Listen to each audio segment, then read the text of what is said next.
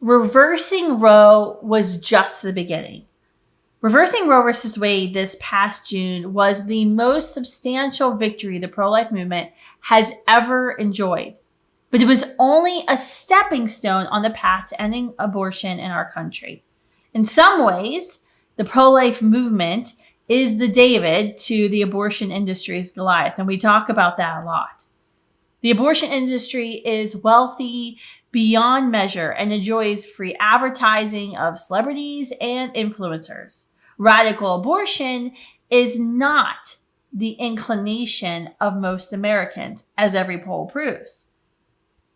But what the pro-life movement needs to do right now might be a little different than what we've done the past 50 years.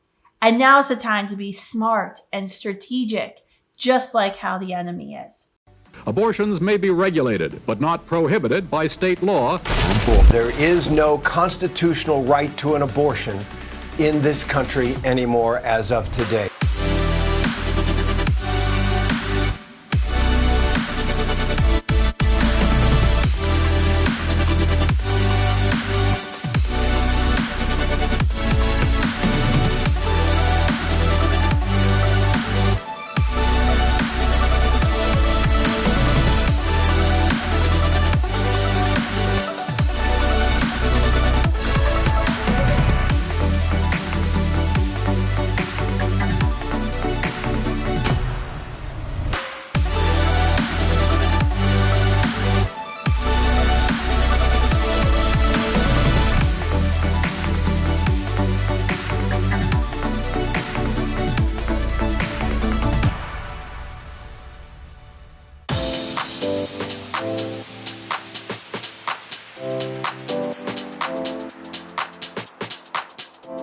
Hey Pro-Life Gen, I'm Kristan Hawkins. Welcome to this new episode of the Explicitly Pro-Life podcast. My guest today is Brett Attebery, and he's given a lot of thought as to what it means for the pro-life movement to get into business, serious business, about ending abortion. And he's just published a new book called Your Pro-Life Bottom Line. Brett is a pro-life advocate who currently serves as the president of Heroic Media, an organization that specializes in pro-life ads, social media ads, in-person ads. His work fighting the abortion industry, though, began many years ago when he experienced a profound MidLife Conversion that led him to a Rachel's Vineyard retreat in search of finding healing for the role he played in the abortion of his own child many years earlier. After this experience, Brett left his job in consumer marketing, product marketing, and dedicated himself entirely to toppling the abortion industry. In addition to his current role at Heroic Media, Brett has founded Americans for Shutting Down Abortion and serves as chairman of the National Prayer Luncheon for Life and is executive editor of ProLife magazine. Brett, thanks so much for coming on today. Hello, Kristan. Good morning to you, and thank you for having me. I appreciate it. It's so good to finally be able to talk to you about your new book. You know, I think that a lot of our movement is understandably driven by emotion, but I think your book presents a lot of practical ideas, marketing, investing, some of the things that I think our allies, both just the normal pro-lifer who's involved in their community activities or activism, or even those in leadership, many of them have probably not considered some of these principles that you talked about in your book. And I want to warn everyone, I got through half of the book, and then I think I forgot. I do this a lot. I read half of the book and I put it down and I go on a trip, and then I come back. By the time I'm back, I'm reading another half of a book. Oh, you missed the best half. I know. I should always start at the end in mind, I guess, and stop starting with the beginning. So when I was reading your book, I was already like highlighting things, or I found myself doing a lot of like, and I think somebody on the plane thought I was a little crazy, but what do you want folks who take the time and don't do like Kristan, actually read the entire book? What do you want all of us to walk away with reading this book? Yeah, thank you, Chris. And I think the key issue to understand is while the pro-life movement is wonderful, is filled with very compassionate people, always has been, and that the pro-life movement does many wonderful things, advocating for the right to life for preborn. As a marketer by background, I bring a different view to this. And that is that I come to it, and while I wear that moral hat like we all do, I can also take that off and just look at this objectively as a business. And the reality is that young women, when they face an unexpected pregnancy, they do have a choice. They choose between choosing life or choosing an abortion, which really gets into the realm of sales and marketing. So when I look at it from that perspective, I go, okay, how are we doing? Well, you can measure that, and when you measure it, the bottom line is we're not doing very well. When we compete against Planned Parenthood for clients, for women, we're losing, and that's very measurable. I work with local pregnancy centers in many cities, and if you just measure it from a market share perspective, which is the language of marketers, many times, Kristan, it's not even close. You'll have Planned Parenthood sitting there with 90+% share, and a local pro-life pregnancy center in single-digit market share. This is not how we can win. So the case I try to lay out in the book is, yes, continue to do all those things that you've done traditionally. That's fine. There's nothing wrong with that. But let's look at the demand side of this equation. How do we do things differently in terms of marketing so that we can try to get women to choose us even before they face an unexpected pregnancy? And that, to me, Kristan, is the key point. And I don't know if you got to this because it sounds like you were like halfway through, but I lay out in chapter 12 of the book a case study that this has already been shown to us, a model of how this can work. And Thrive Express Women's Healthcare in St. Louis did this. In St. Louis, they used a marketing approach where they focused, of course, they have a great product, but they also focused on advertising, because you have to tell women that you exist. You have to tell them why what you're offering is better than what your competitor offers.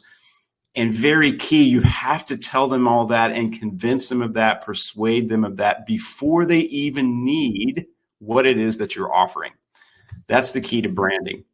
And so Thrive achieved that through advertising that was just amazing, and still is, in terms of how it resonates powerfully with the hearts and minds of young women.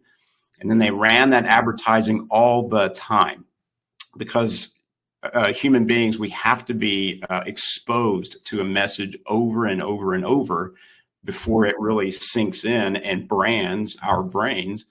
And so you can see how that played out in terms of Thrive's numbers over time from 2013 up to about 2020. Every year, the number of clients, abortion-determined clients that went to Thrive increased, and the number of clients that went to the local Planned Parenthood in St. Louis decreased, until essentially around the year 2020, the large Planned Parenthood facility there did only about 100 or so abortions, which in my mind, as a business person, essentially means that they closed for business for all intents and purposes. So we have the model there. We have the model. And all it's a question of now in my mind is taking that business model and expanding it to other cities. I think that's remarkable that you guys have already started seeing that, because, what we started seeing with our campaign for abortion-free cities about a year and a half ago of door knocking in 20 neighborhoods surrounding abortion facilities was the exact same thing. 75% of the neighbors we engaged with had no idea that the pregnancy center existed. And that's been my singular kind of message when I'm speaking to pro-life audiences for the past year and a half across the country is, the very first thing we have to do is we have to market who we are and all that we do in our communities. And I think we get trapped in our little pro-life bubble that we may know where the local pregnancy center is or the maternity home is, but does she know? And the chances are, no, she has no clue. And it's the whole, people don't care how much you know until they know how much you care. When you're talking about practically ending abortion and the numbers of women seeking abortion services, they need to know. But then also when we're thinking about changing hearts and minds of those who are pro-abortion or call themselves pro-choice, they also need to know about these resources, because until they know that we care more, that we already have this entire social safety net, that's been sustaining our communities for 5 decades, they're not going to give the pro-life movement a second look or a second chance to change their mind on this issue. What was I want to do it for myself. What was the best part you saw in terms of the marketing that Thrive is doing? I understand that it was consistent. Was it consistently, I assume it was social media, then billboards, like traditional media, but then was there a different messaging or approach that they took that you found that worked? One thing I think is interesting that they did, and I like this as a marketer, it's not that marketers aren't concerned with oughts and shoulds. We absolutely are. But when we have our product and we come to the market with it, we have to be real about where the minds of our target customer, like what do they think and what do they believe? And sometimes you just have to give credit where credit is due. And the reality is that the vast majority of young women in our country, when they hear that word abortion, they think of it as a medical choice. You and I, Kristan, and pro-lifers, we know it's not. But as a marketer, I go, that's what they believe. So Planned Parenthood and the abortion industry did a good job over decades of basically branding into the minds of young women that abortion is a medical choice.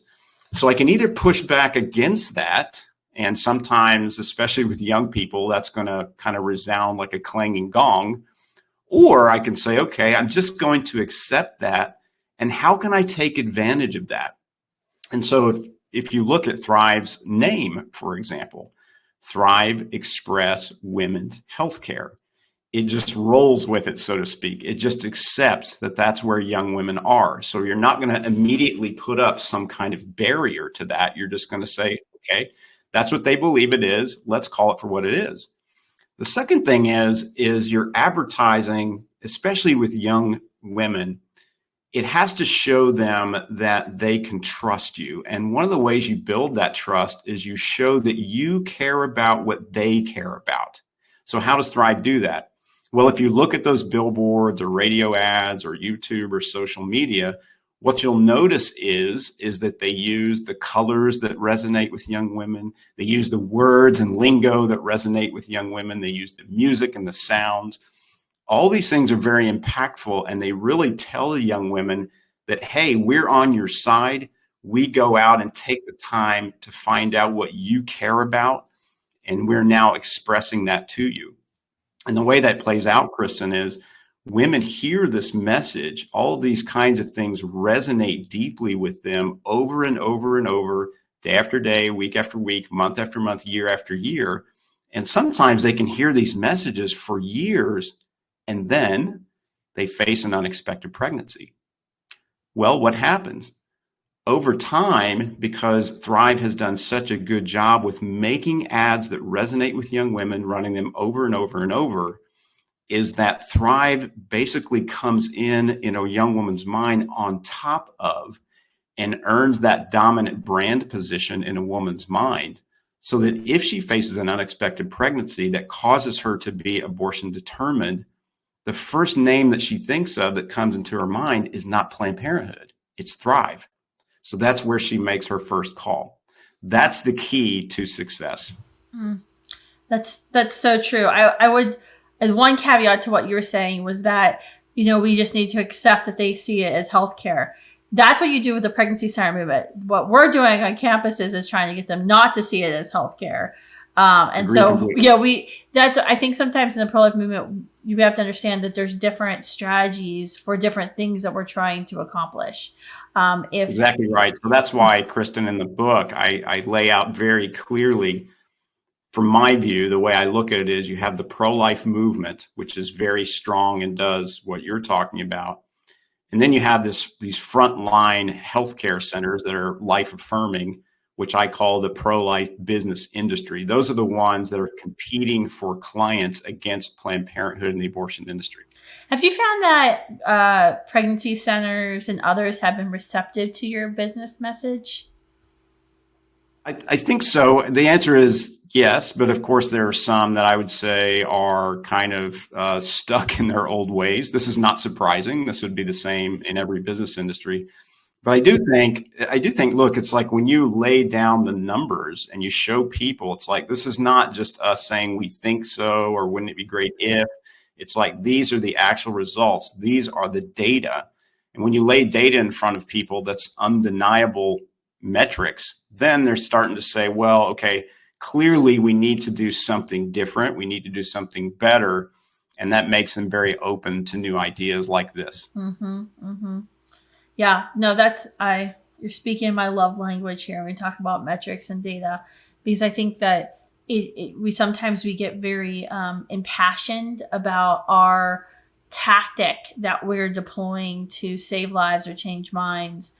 But it doesn't matter if you or I personally love that tactic or if it's our favorite tactic. If it's not the tactic that's most effective, then we should not be deploying it. And it's something you have to constantly, as a pro-life activist, whether you're on campus or whether you're out in the community, be reevaluating what you are doing. That program that you launched, that event that you held, did that have the effect that it wanted to have? And to not be so married to your tactic, because our mission never changes in the pro-life movement, but our strategies and our tactics to accomplish the mission may change. And so we can't get, I think that's very hard for a lot of folks. I love changing things. So it's not hard for me to, even programs and ideas that I've had that I've implemented at Students for Life that haven't gone as well, or has taken off the way I've wanted to, of being able to say, nope, we're going to stop that, or we're going to re-envision that program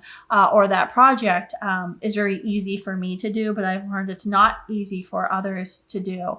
But I think I've learned that's a skill that I have, that God gave me. I didn't know I needed, but I guess he knew I was going to be a big failure at a lot of things. So I needed to have the skill to have that resiliency. Hey, what's that word? Failing forward, yes, right? Failing forward. I use that phrase all the time in my own head. Well, I failed forward on that one. What have I learned? Yeah, I can tell you, Kristan, it's very interesting, the emotional part of this. And I know you hear this often, as do I. So you'll hear a pro-lifer say, well, every life is so precious that even if it took $1 million to save one life, that it's worth it. And I would be the first to raise my hand and agree with that statement. Absolutely. But I would also say, okay, if $1 million over here saved one life, and I show you a program over here where that $1 million saved 1,000 lives, which program would you rather have? Now, logically, everybody would say the $1 million that saved 1,000 lives. But what happens is a lot of times in pro-lifers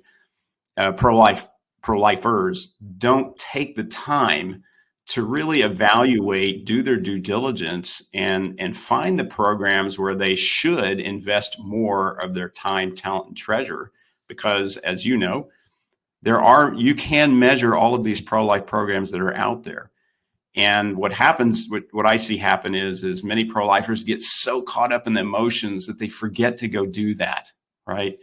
And it's like, you need to go do that. And the whole part 3 of my book, which you haven't gotten to yet, Kristan, the whole part 3 of my book is talking about that. Pro-lifers themselves should be more demanding.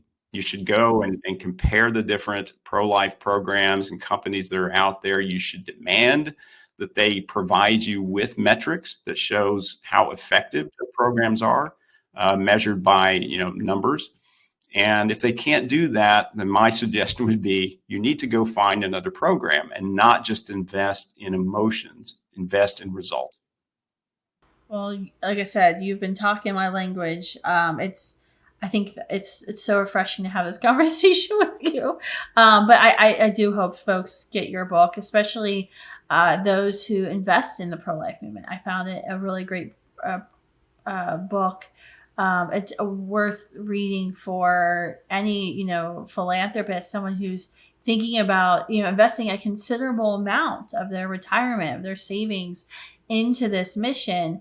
Because I personally have witnessed this throughout the 16 years of Students for Life of folks get very emotional in their giving patterns and just thinking, oh my gosh, what could we have accomplished with that amount of money, those X dollars, had it not been given to an organization or a leader who isn't measuring anything and just has a really great sales pitch. And I think that's a really important. And I think many of us who've been in the pro-life movement for a while have seen that. Your book is very, I guess I would say it's very practical. It's very business like in the concepts you talk about. I mean, talking about metrics and tracking progress. But I think that, it had to have been fueled by this personal story. How do you think your personal story as a post-abortive father impacted this book, or, maybe just to your work and then led you to being involved in pro-life movement, to producing this book after so many years? Yeah, thank you, Kristan. It had everything to do with it. I didn't know it at the time, but I call that day, and it was a day, and it was an hour actually, when I was at the Rachel's Vineyard Retreat in 2013 at Our Lady of Czestochowa in Doylestown, Pennsylvania. And I was there with the Blessed Sacrament, just me and Jesus. And, I had that moment. I call it my Everest moment. This is the moment when my life is going to change forever. And when I just looked at Jesus and said, Lord, you've given me so many talents. You've given me so many experiences. I don't know a lot about pro-life, but use me in some way so that young women and men don't have to be in the position I'm in right now, so they don't make the same mistake that I made so many years ago. And Kristan, it's like, I think it happens in history, but it's pretty rare that the Lord says, yes, and here's the plan, right? I just dropped it right at your feet. But what I did is I just came out and I got to work. I just started doing stuff. I had some experience in digital publishing, so I started ProLife Magazine and started interviewing pro-life organizations, especially those who were involved in marketing. That led to my connection to Heroic Media, which eventually led me to joining the team there. And as I look back on this now coming up on 10 years, I can, of course, looking back, you can always see it clearly, right? I can see how the Lord basically said yes to me. Yes, Brad, I'm going to use you, hang on for the ride. Here we go. And then, the book itself was just something that needed to take time. I needed to understand exactly how marketing works on the front lines of pro-life. Again, differentiating between the pro-life movement and the pro-life business industry. But as I worked in marketing with a lot of frontline pro-life pregnancy centers, I really started to see that we're losing, and I don't like to lose. I want to win. And so the book is my first attempt to start to kind of lay out a different path for winning. And again, not just theory, but using an actual example of an organization that basically created the blueprint for winning against Planned Parenthood and the abortion industry. And my point is like, look, this book is basically kind of reverse engineering that success. And now we can all take this and start implementing it in other cities around the country. And let's go win. I mean, I think we can not only beat Planned Parenthood and the abortion industry, I think we can dominate them if we'll just embrace solid business principles and good marketing procedures and tactics and strategies. That's amazing. I think one of the things I love about your story so much is that you just came to the pro-life movement 10 years ago and really got involved in the pro-life movement. And in your bio there, it says MidLife Conversion. I get a lot of emails and messages from folks who are about your age, who are older than my typical demographic that I'm dealing with, college or high school students, who will say things like, much older. yeah, but not, I don't want to be ageist, because I realize as I get closer to 40, I'm now going to be in that age demographic. So I'm watching how I refer. But, I get a lot of emails from folks who'll say, I'm ready to just give it up, that I'm ready to retire my life in the business world. I want to get involved in the pro-life movement. I get a lot of emails, especially middle-aged men. And it's hard for me because I work with young college students, mostly female, and it's not exactly going to be a really great winning formula for me to employ a bunch of middle-aged men to go out and ask college girls, hey, do you want to go out to coffee at 9:00 at night and talk about abortion? That's just going to be weird. That's a very bad marketing strategy. So that's just not going to work for me. And so I always feel so, I feel like I'm a letdown when I respond to folks like, thank you for your interest in Students for Life. I'm so glad you see what I see and how important this generation is. But, I don't think I need your resume.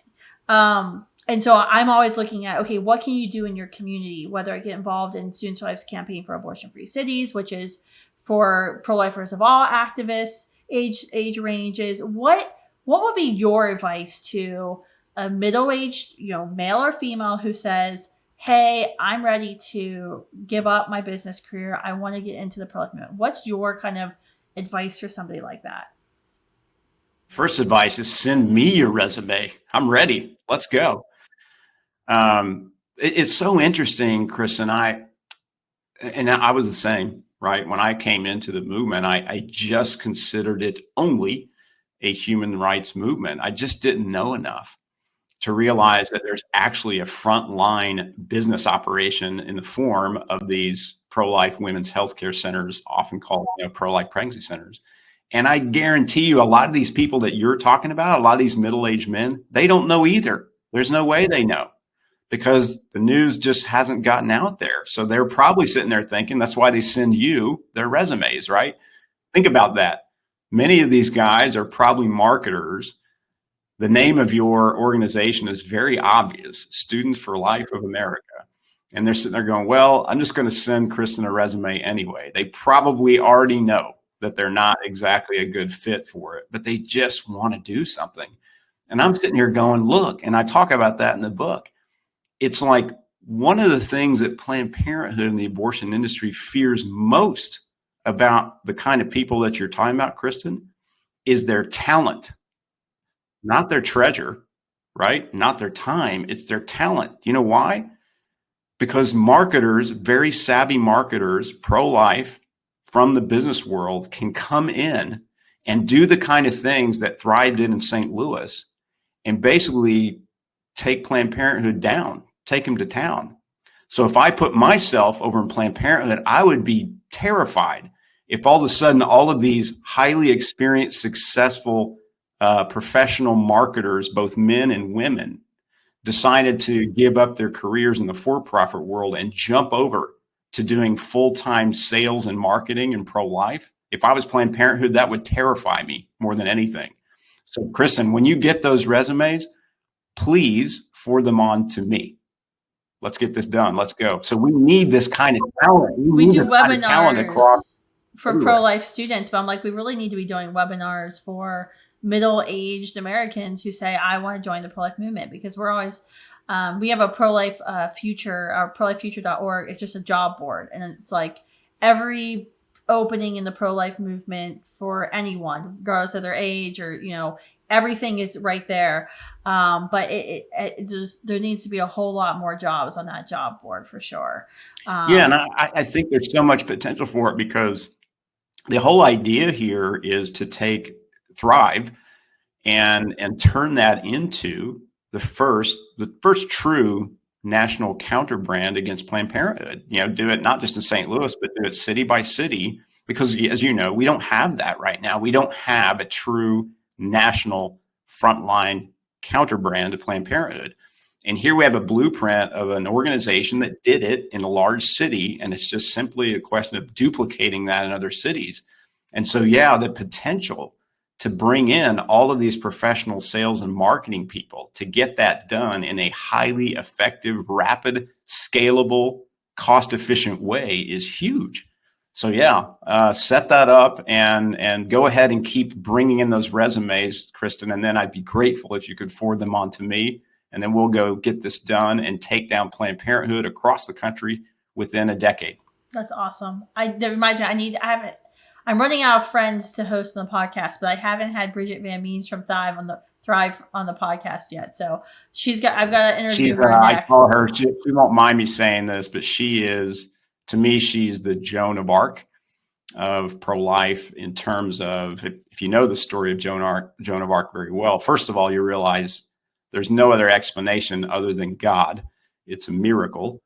And when you look at basically Joan of Arc's virtues around God-centered, but also just courageous, she absolutely knew with unshakable confidence what God was calling her to do.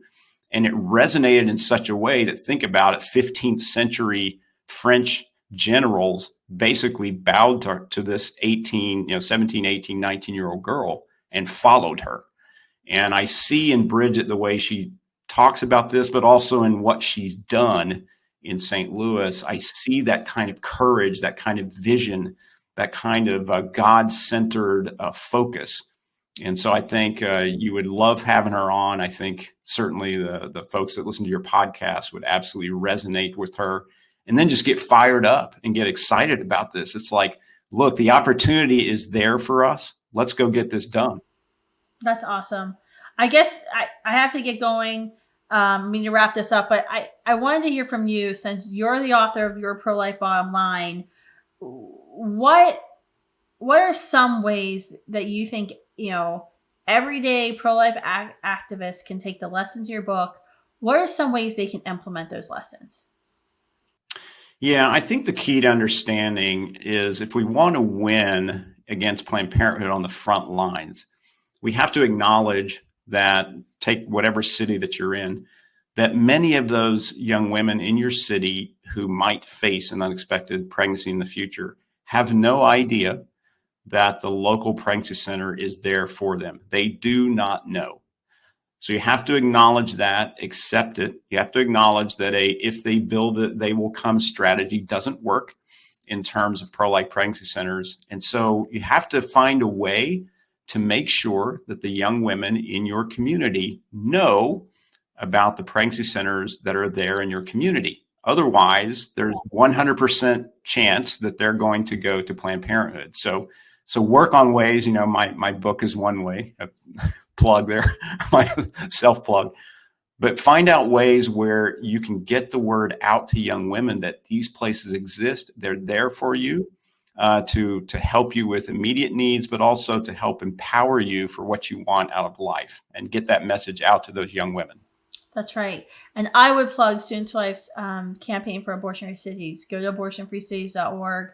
I think that's a great way to get involved, no matter your age, no matter your experience level in the city. The number one goal of that campaign, the first goal of the campaign in every city, is to make people aware of the nonviolent healthcare resources in that city, which Brett has so articulately explained to us is our huge problem in the pro-life movement right now.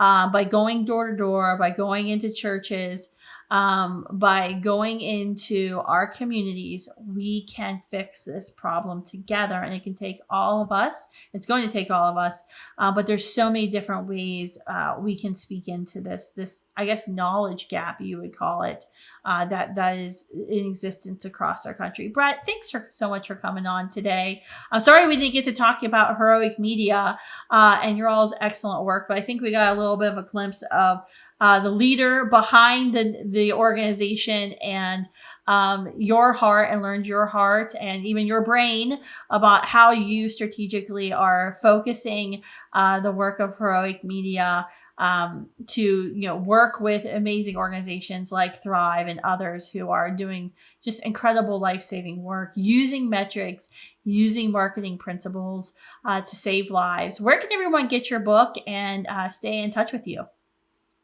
Yeah, so the best place to do that is at my website, which is BRETTATTEBERY.com. Or you could just go straight to Amazon and find my book on there. You can either do a Google search on my name or not a Google search, I'm sorry, an Amazon search on my name or on the title of the book, Your Pro-Life Bottom Line. And also, as you mentioned, Heroic Media, heroicmedia.org. That's awesome. Thank you, Brett, for all of your amazing work. And thank you all for tuning in today. I hope this conversation between two friends was informative for you. I know it was certainly informative for me. And it was a great little fire under my butt that I have to go back and finish the book, at least get through the third part, the final part of the book, which I learned was the most important part of the entire book that I haven't gotten to yet. So make sure you get your copy of Your Pro-Life Bottom Line. Till next time, guys, have a great week.